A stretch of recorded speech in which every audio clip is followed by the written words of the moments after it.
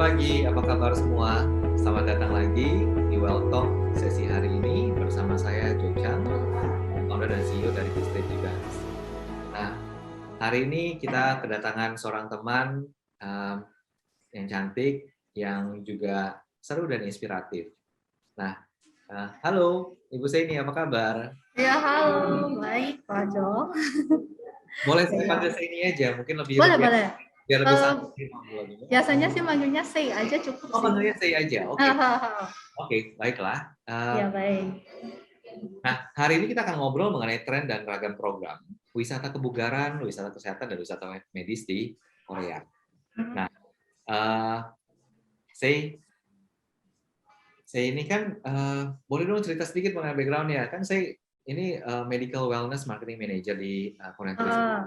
Saya tahu kenapa. Saya ini sebelumnya siapa sih gitu ya? Kenapa kok bisa ada di KTO gitu loh? Oke. Jadi sebenarnya itu kan ini saya masuk KTO itu di tahun 2019 ya. Jadi masih baru banget. Dan juga sebelumnya itu nggak ada background di bidang medical atau wellness, nggak ada sama sekali. Jadi memang masuk ke KTO itu lebih karena bahasa Korea.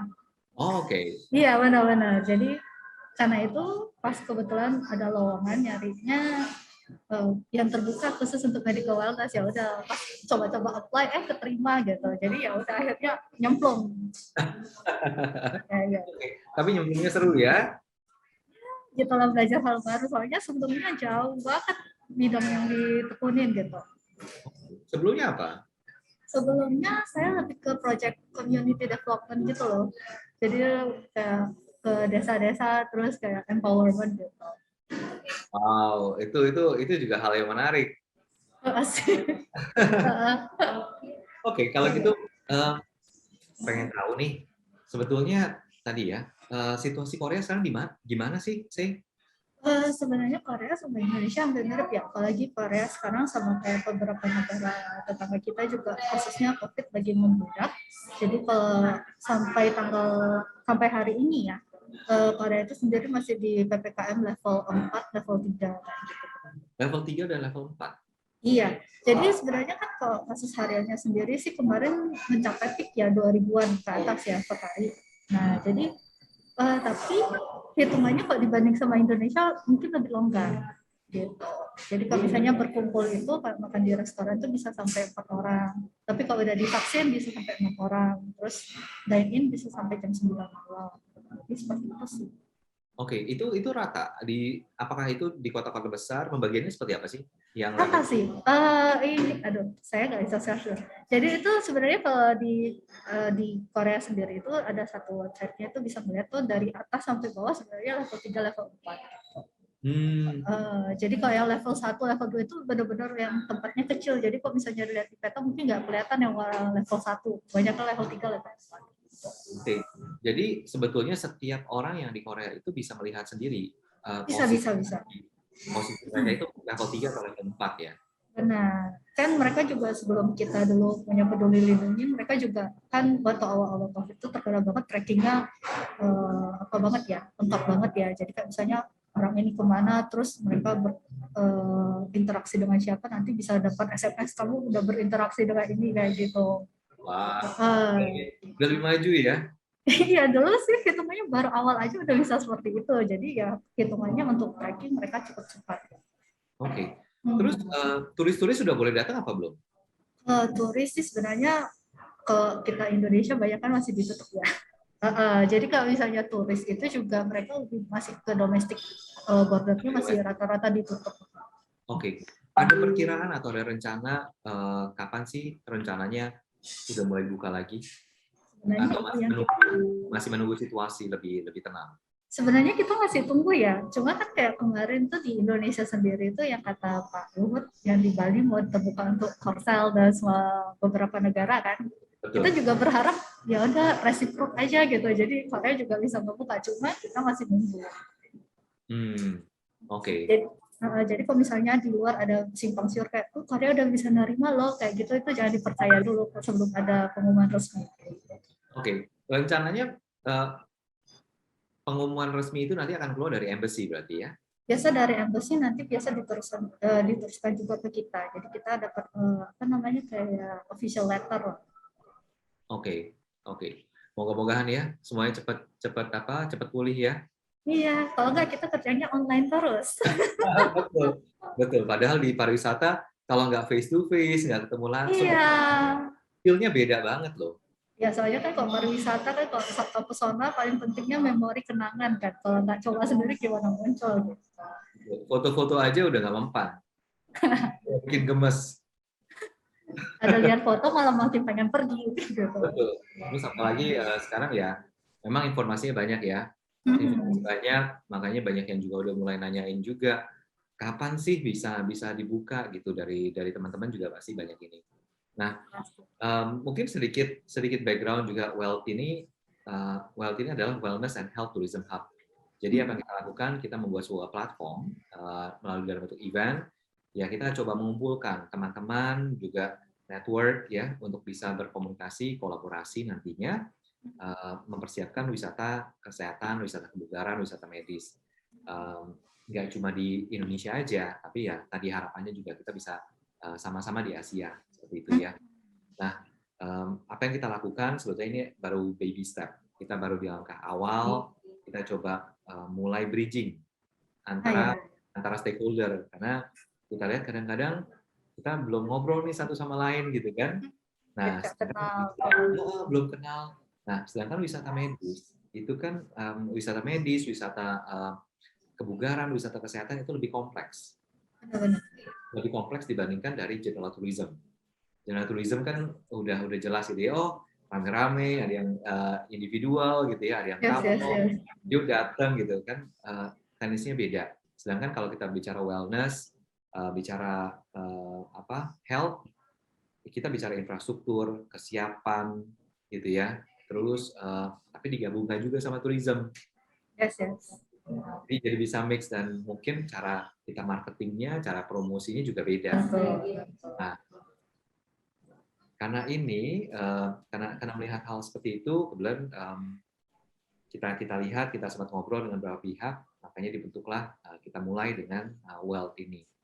Nah, siapa aja sih pengunjungnya, siapa aja eksibitornya? Memang ada dari teman-teman dari travel and tourism industry, lalu juga ada hospital industry, dan juga ada beberapa yang cukup banyak itu dari penyedia produk. Jadi produsen, penyedia produk sampai ke layanan yang berhubungan dengan kebugaran dan juga medis.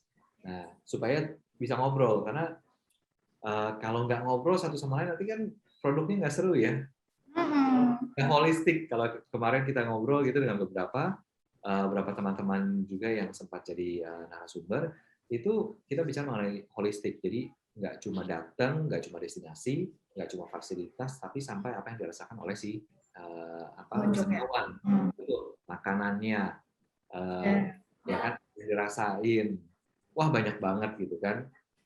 Nah, kalau dari pengalaman nih, dari JTO, ya, boleh dong sharing-sharing nih. Wisatawan Indonesia tuh kayak apa sih karakteristiknya? Sebenarnya kalau bukan mengeneralisasi ya, cuma kalau misalnya kalau kita sendiri aja kalau nggak cuma di luar negeri lah, di Indonesia aja sendiri kita lihat pasti carinya tempat yang bisa foto-foto ya, Instagram gitu. Terus makanan. Jadi memang lebih sifatnya lebih yang kayak kalau kita masih mau yang namanya memperkenalkan yang hitungannya agak middle upper class itu masih agak sulit. Kalau untuk soalnya kita di Indonesia sendiri itu masih suka cari yang kita affordable, terus bisa banyak, bisa murah, terus bagus, ngapain harus mahal ya kayak gitu lah sih. Sebenarnya itu. Oke. Jadi terus itu ya. Iya, tapi sebenarnya turis Indonesia nggak terlalu rewel juga sih. Jadi kayak ya udah kalau pergi jalan seru udah. Kalau misalnya apalagi ada yang disuka, nah ya udah. Mungkin karena di Indonesia itu infrastrukturnya di belakangnya Korea, jadi sehingga apa yang ada di Korea jadi seakan-akan lebih baik. Sebenarnya kalau infrastruktur ya, sebenarnya kalau kita lihat sendiri, Infrastruktur pasti jauh lebih baik ya, pasti itu. Cuma ada satu yang ini kok, sebenarnya kalau pariwisata pasti ada hubungannya sama kreatif ya.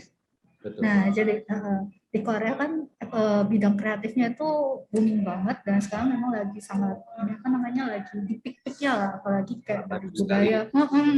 Jadi tanpa kita infrastruktur bisa lah kita jalanin, tapi maksudnya hal yang bisa menariknya itu apa gitu. Jadi kalau sebenarnya kalau hitungannya pariwisata di Korea itu mereka apa yang lagi nge-trend, apa yang kreatifnya lakukan tuh langsung dihubungkan sama pariwisata, jadi langsung gercep gitu. Jadi nggak nunggu kayak udah lewat lagi masanya baru ini. Jadi mereka langsung apa namanya memanfaatkan momentum. Jadi langsung dikolaborasikan. Benar-benar. Jadi tempelin ya. Kalau bisa ini jadi daya jual. Jadi kalau ditempelkan ke beberapa industri juga mungkin nggak ke pariwisata. Benar. Contohnya kayak yang sekarang lagi hits itu Squid Game. Lagi rame iya. banget. Iya, sekarang di sana buka dalgona-dalgonaan. Terus yang ada kayak misalnya kafenya tiba-tiba langsung berubah tema jadi Squid Game kayak gitu. Padahal baru 10 hari di Netflix kan. Kayak gitu. Di Prancis bahkan sampai udah buka toko yang begituan juga. Kayak, wah pengaruhnya kencang gitu. Ini apakah memang mereka gercep atau memang kalau menurut saya ini udah well prepared? Karena kalau kita lihat kan memang industri kreatifnya sangat maju ya. Jadi mau launching sesuatu kan yang nggak kelihatan itu biasa di backstage preparation. Nah, apakah itu case-nya atau memang menurut saya lebih karena begitu memang udah lagi ada sesuatu udah langsung cepat aja gerakannya. Sebenarnya kalau kita lihat mungkin kayak preparation mungkin kita nganggap kayak mereka kan terus berusaha untuk inovasi ya. Cuma kan momentumnya bisa hit and miss juga kan. Cuma kan kayak misalnya contoh yang Squid Game ini 10 tahun naskahnya ditolak tiba-tiba di ini sama Netflix gitu. Kan tiba-tiba nggak ada yang tahu juga bakalan bisa booming. Jadi sebenarnya itu kayak mereka itu selagi menunggu momentum itu juga berbenah diri gitu. Jadi dari teknologi, dari misalnya apa yang misalnya bisa dijual itu terus diperbaharui, dibenahi gitu. Misalnya tempat makan, resto, atau misalnya tempat-tempat yang kira-kira bisa jadi tempat wisata. Nah, Oke. Berarti jadi nggak nunggu dulu. Dan pengalaman juga karena ini bukan yang pertama kali. Jadi begitu Benar. mereka lihat momentumnya, mereka tahu nih, ini bisa apa dan next-nya langsung disebut ya. Benar. Ya harus visioner sih kalau pariwisata ya. Betul, karena kan kalau bisa dibilang ya pariwisata itu menjual mimpi ya. Menjual mimpi, menjual pengalaman, dan itu yang memang nggak bisa balik. Menarik. Ini jadi bikin kangen nih sama Korea. Udah kayak gini ya. Nah, kita kembali ke KTO sendiri. Nah, mungkin ada teman-teman yang di sini yang sudah hadir belum tahu KTO itu fungsinya apa sih? Sebetulnya kenapa ada KTO dan fungsinya apa? Oke, jadi sebenarnya kalau KTO itu kayak Visit Indonesia ya fungsinya itu. Jadi kita Badan Promosi Pariwisata Korea. Cuma NGO, non-governmental organization. Jadi kita fungsinya itu lebih memperkenalkan Korea pada khalayak ramai dalam berbagai acara kayak media offline, online, tapi itu khususnya cuma di bidang pariwisata. Oke. Khusus untuk spesifik pariwisata ya? Cuma kan kalau pariwisata apa-apa bisa dikaitkan kan, jadi ya akhirnya jadi banyak. Nah, apakah itu juga berhubungan dekat dengan trade-nya? Kan kita lihat ada travel biasanya ada trade-nya juga kan? Ada dari bisnisnya. Nah, itu apakah itu di bawah KTO juga atau itu ada di bawah organisasi yang berbeda? Itu sih agak berbeda sih. Oke. Jadi spesifik KTO adalah untuk promosi. Ya. Ini untuk berarti untuk visitor yang ke Korea ya? Benar-benar. Oke.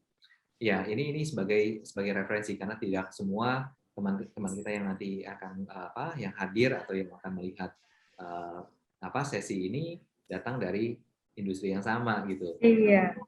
Jadi apa aja yang dilakukan oleh KTO sih untuk para pelaku industri di pariwisata? Apakah travel agent atau untuk kemananya? Mungkin boleh di-share.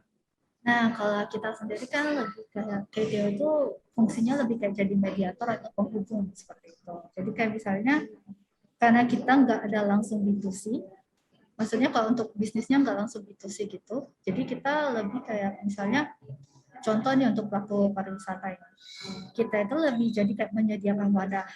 Nah, misalnya, jadi kayak misalnya mereka mau bikin paket atau mengembangkan paket wisata ke Korea itu kita menghadirkan misalnya B2B, tapi B2B-nya sama regional tourism Korea, provider-providernya yang di sana, dan itu kita hadirkan di Indonesia. Jadi kita sebenarnya sebelumnya itu sebelum pandemi sering roadshow juga.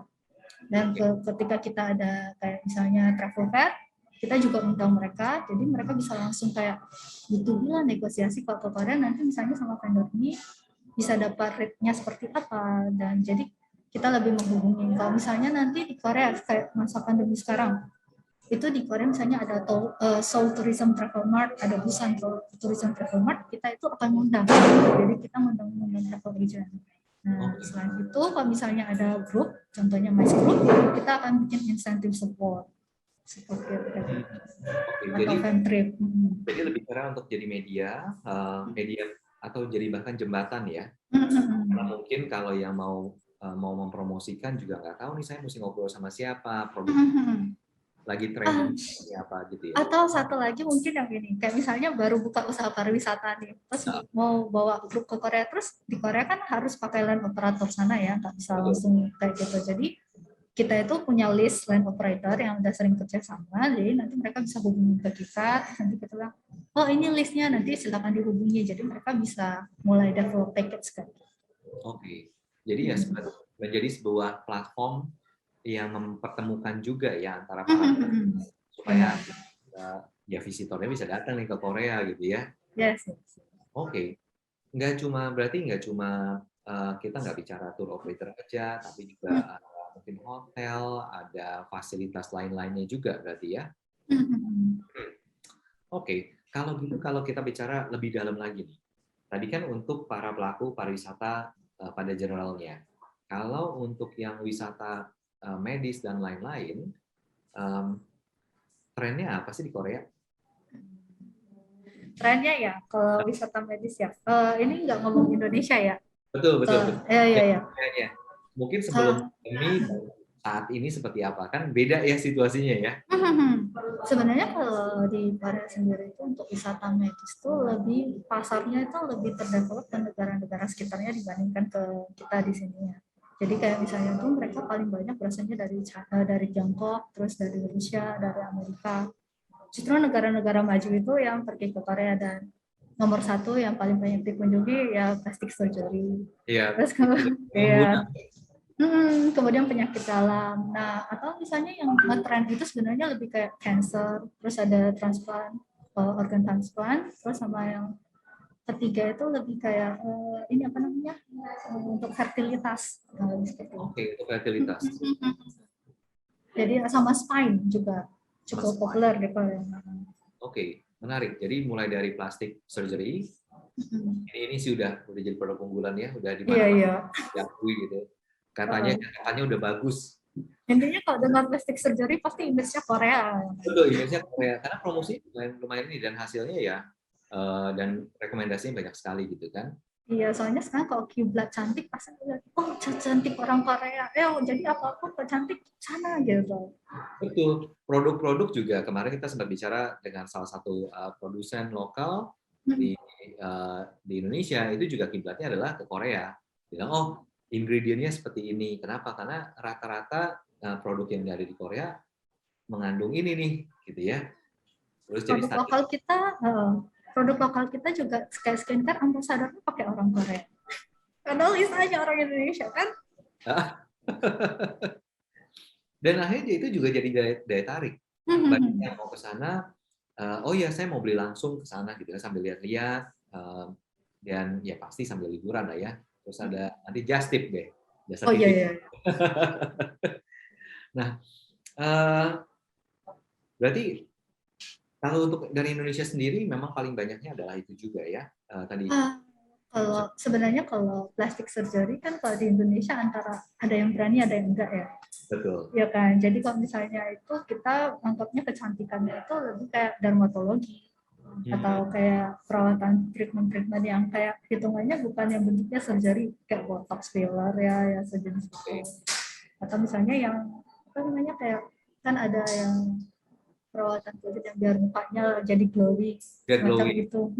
Jadi kayak misalnya habis di perawatan itu seminggu istirahat sampai terus di ini terus lama-lama glowing. Ya. Terus yang supaya tirus nggak ada double skin kayak gitu. Kalau itu antara surgery atau memang mungkin ada ininya sih apa namanya ya kayak kalau di Indonesia juga banyak kan sekarang kayak misalnya sekarang klinik-klinik kecantikan kan banyak pakai teknologi sama alat-alat dari Korea juga kan. Betul, banyak alat-alat yang dibawa dari Korea di develop di sini. Ya memang masih apa ada potensinya ya. Ada yang mau sekaligus di Korea, ada yang maunya di sini. Jadi waktu ke Korea udah cantik gitu. Ada yang maunya. Jadi fotonya afdol. Iya, fotonya udah optimal katanya.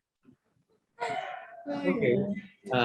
Menarik ini nggak habis-habis ya kalau kita bicara mengenai apa tadi produk-produk dari Korea ya. Kita belum bicara lagi. Itu baru satu, belum kita bicara itu baru dari sisi wellness dan health-nya. Kita belum bicara dengan kulinernya juga, terus destinasi. Saya ingat banget waktu di awal-awal kenapa Korea juga mulai booming. Dulu apa sih Winter Sonata ya pas awal. Iya benar. Sampai ingat, walaupun saya bukan pecinta drakor, tapi promosinya itu hebat sekali gitu. Nah, apa sih kalau menurut saya gitu ya? Apa sih yang membuat mereka bisa berhasil kalau kita compare dengan Indonesia? Apa yang membuat Korea bisa lebih berhasil dibandingkan Indonesia? Indonesia sendiri nggak kalah. Iya. Tentu. Contoh kayak kalau misalnya kayak Hallyu itu kan pasti dia udah dari lama ya. Apalagi kayak selama pandemi itu booming banget drakor ya itu mungkin menjadi-jadi. Nah, contoh kan misalnya ini ya seperti yang tadi pertama saya bilang gitu kan misalnya apa yang ada terus kelihatan mulai naik itu yang dijual. Contoh kayak misalnya dramanya boomingnya ini langsung misalnya di pusat KTO sendiri itu langsung kayak yuk kita develop lokasi syuting drama itu dijual. Kayak kemarin Parasite menang Oscar, langsung tempat-tempat lokasi syuting itu langsung ditata dijadikan produk paket wisata. Langsung disulap ya. Iya, jadi kayak misalnya udah ada langsung ya udah kita bikin rutenya aja. Sekarang kayak BTS juga sama kan, langsung BTS dijadikan ambasador untuk semacam itu. Jadi apa yang menarik bagi dunia luar itu yang mereka cepat-cepat develop. Jadi kalau secara mereka juga kayak misalnya sekarang lihat medical wellness itu juga kayaknya ini memang profitnya gede kan. Walaupun memang pemasarannya agak susah. Nah, mereka juga udah mulai develop lagi gitu. Dan sampai kemarin tuh terakhir tahun lalu ya, itu bahkan Korea itu di peringkat kedua kan world most medical tourism destination gitu, bahkan bisa ngejar kan kayak gitu. Jadi kayak ya mereka sebenarnya hitungannya sambil menunggu terus mempersiapkan diri itu yang penting, jangan tunggu kayak udah ini baru kita sibuk untuk mempersiapkan gitu. Kayak sekarang kita contoh aja ya, tipe Indonesia itu kurang prepare, ya kan? Kayak misalnya kita ada sesuatu tuh pas mau dijalankan, ternyata belum jadi, nggak bisa dong di develop kayak gitu. Harus nunggu lagi, tapi berarti kan udah kehilangan momentum seperti itu. Momentumnya udah hilang. Kemudian yang kedua itu menurut saya secara informasi ya, informasi itu penting banget. Kalau kita lihat Korea itu, buka websitenya aja ya pusat, itu lengkap tuh misalnya festivalnya apa, tiap bulan apa, kemudian ada Muslim friendly, restonya di mana aja, apa aja yang dijual, kemudian kayak misalnya untuk sports, jadi semua tema-tema itu udah ada gitu. Jadi kayak kita mau ke Korea, kita sukanya ini, pengennya kemana, itu udah ada informasinya. Jadi kita nggak nunggu kayak mau cari sesuatu ini susah. Kayak misalnya contoh aja ya kita di sini ya, saya mau ke Semarang nih contoh ya, Semarang ada apa aja sih, serunya apa, bingung. Cari informasi juga susah, kecuali ya paling kita googling sendiri kan. Cuma kan kita nggak tahu apa benar itu udah direkomendasikan tempatnya memang tersertifikasi atau memang layak ya untuk dikunjungi seperti itu. Karena nggak tahu rekomendasinya itu standarnya seperti apa sih gitu ya. Benar. Nah, Jadi kalau memang ini sih. udah dikonsolidasi semua jadi satu, jadi standarnya jelas, orang mau nyari ya pokoknya udah di situ aja, bukannya apa tergantung siapa yang bikin blog terus Iya. proyeknya Oh. gitu. Oke. Ini masukan yang baik sekali sih. Menurut saya pribadi juga betul bahwa Indonesia yang kita kurang adalah kita kurang persiapan, kurang kolaborasi tadi, dan kurang gercep ya. Iya, kurang percaya. Begitu lihat ada momentum, pas kita mau gerakin, ternyata yang ini belum. Jadi mungkin sudut pandangnya kita masih belum secara menyeluruh, dan akhirnya tadi koordinasi satu dengan yang lain masih kepisah-pisah. Nah, ya itu dia makanya kenapa kita mau bikin event ini, tujuannya supaya mulai narik nih. Ayo dong kita belajar gitu ya, satu sama lain saling mendorong, dan nggak cuma bicaranya mau kompetisi, tapi juga sekarang kan eranya kolaborasi ya. Sebelum kompetisi ya kolaborasi dulu lah. Ya, Gitu ya. sebenarnya kalau dibilang sebelum mau berkompetisi bagusan berbenah diri dulu. Jadi kayak betul. Ya kan, bagusan fokus sama apa yang kita punya, dikembangkan, baru nanti kalau baru sangguplah berkompetisi. Atau misalnya sekarang aja kita mau bilang kompetisi ya semua tergantung pada apa yang kita punya kan. Jadi kalau kita bagus, kok orang lain juga udah tahu kita akan kesini aja, kita akan lebih memilih ini karena ini gitu. Jadi memang lebih ke itu berbenah diri. Wah, ini langsung jelek ya. Kita harus berbenah diri, betul. Mawas diri, orang bilang kan mawas diri, kita aware dulu, terus begitu berbenah diri, baru kita keluar. Terus seiring dengan waktu, ya sambil eksekusi kita terus belajar, getting better. Wah, oke. Ini satu masukan yang sangat-sangat menarik. Nah, saya mau tarik balik kita ngobrol kan hari ini kita mau ngobrol mengenai program-programnya apa aja sih, program wellness and health yang di Korea.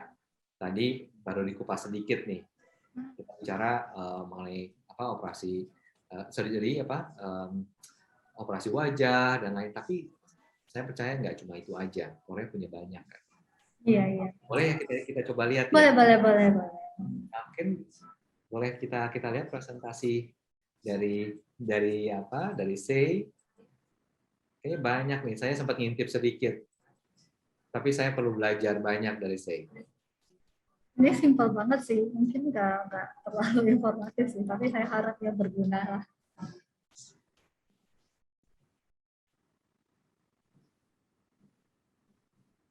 Silakan, Sei.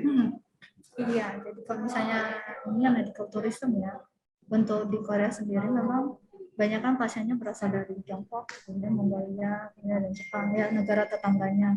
Terutama kalau misalnya kalau kita ngomongin mereka banyak kan itu sekarang pasarnya lebih ke arah kayak ke Uni Emirat Arab, kemudian ke Rusia sama Mongolia. Soalnya kayak mereka sering banyak kolaborasi. Terus kemudian juga kayak misalnya rumah sakit, asuransi juga mereka udah develop di situ. Jadi kayak misalnya mereka mulai kirim-kirim dispatch gitu untuk kayak misalnya medical service. Nanti dari situ mereka akan mulai kolaborasi, terus nanti kerjasama rumah sakit dan sebagainya.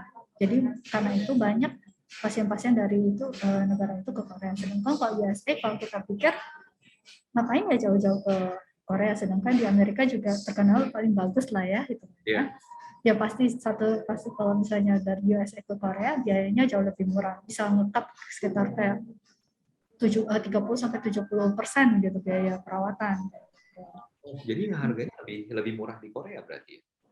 Dibandingkan sama Amerika. Pasti kan. Tapi kalau misalnya sebenarnya kalau Korea dibawa ke negara Indonesia ini, kita saingannya juga berat kan dengan negara-negara yang udah yang sudah iya udah mulai duluan lama, sedangkan kita di Indonesia tuh baru mulainya tahun berapa, 2018 itu juga masih bingung kita mau ngapain di sini gitu. Kalau di yang Uni Emirat Arab itu bahkan sampai udah ada rumah sakitnya yang buka cabang di sana. Oke, next. Kalah loh. Promosinya nggak kalah ya. Iya.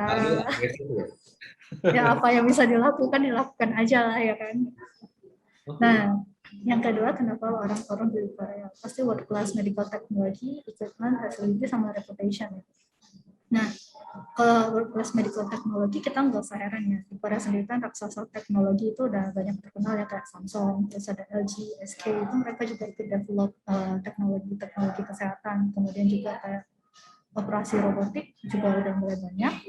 Dan bahkan sampai untuk operasi robotik ini mereka udah terima semacam apa ya namanya, kayak dokter-dokter dari luar negeri yang mau belajar bisa langsung ke sana untuk belajar. Kemudian fasilitas infrastruktur juga udah merata, dan reputasi kalau kita lihat contoh dari hal yang paling kecil aja, misalnya ditunjukinnya drama, kayak drama aja, kalau nunjukin drama kedokteran tuh bener-bener yang serius ya, kayak wah alatnya kayak gini, nggak yang kayak kalau misalnya kita nonton sinetron yang ini pemasangan ini ventilatornya terbalik ya kayak gitu kan. Kan itu benar-benar digarap, jadi kan misalnya kalau mau digarap sekali serius biar orang dapat image-nya juga baik. Nah karena itu reputasinya juga terbangun dari itu, Korea kok keren ya itunya. Nah kurang lebih seperti itu. Kemudian untuk mereka untuk juga mempromosikan pariwisatanya ya sebetulnya ya. Sebenarnya sih nggak terlalu berniat sih, tapi kan efeknya dapat kayak gitu. Betul. Jadi mereka mungkin tunjukin realitanya seperti apa, jadi ya penontonnya jadi believe ya. Kan biasa menjual mimpi kan, tadi apa yang dilihat itu yang diinginkan. Kemudian ada reasonable price, tapi ini dibandingkan sama negara Western ya. Kalau dibandingkan sama Asia Tenggara, hitungannya Korea masih sedikit lebih mahal. Untuk akses itu ya biasanya ke sana 7 jam, tapi kalau misalnya negara tetangga paling 1 jam 2 jam. Untuk tourism activities itu pasti udah banyak ya. Mau apa ada. Jadi kayak misalnya mau kuliner, mau wellness, misalnya mau drama, K-pop, apapun yang disuka itu bisa disesuaikan sama keinginan sendiri. Untuk post-care service ya rata-rata kayak negara yang jual medical tourism kan biasa kayak dari rumah sakit sendiri masing-masing. Setelah perawatan pasti ada kan, kayak misalnya aftercare, baliknya kapan, terus yang misalnya nanti konsultasinya ngapain aja nanti setelah perawatan di sini seperti itu. Oke, itu yang membedakan juga ya. Ada post-care services-nya, jadi ini seperti apa relationship management berarti ya. Oke.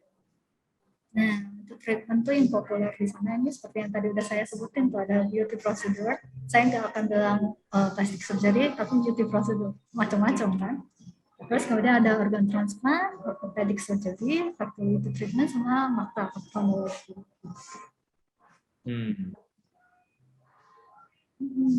Next. Nah, dan Korea itu populer untuk cancer treatment.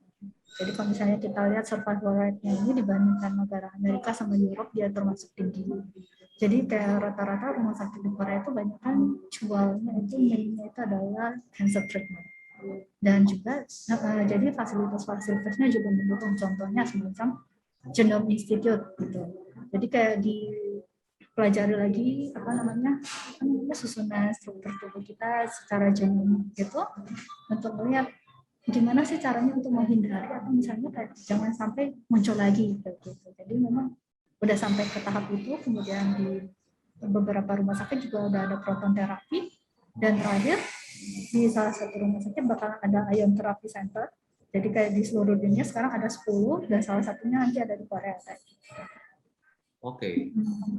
Wah, menarik ya kalau melihat dari ini analisa ini menunjukkan bahwa memang survival rate-nya terus ya tingkat penyembuhannya sangat-sangat tinggi ya dibandingkan dengan negara lain ya. Ya pasti banyak faktor lah ya. Kayak misalnya kalau di Korea kan kita kayak misalnya secara makanan, secara kayak kalau misalnya bagi pasien secara makanan, terus lingkungan kondisi juga cukup mendukung untuk itu. Oke, nggak cuma makanan tapi juga mungkin cuaca, dan lain. Contoh kayak cancer kan banyak kan dari makanan kan. Kalau makannya junk food terus ngapain ya kan, ya kan gimana sembuh. Ini apakah pengaruh kimchi?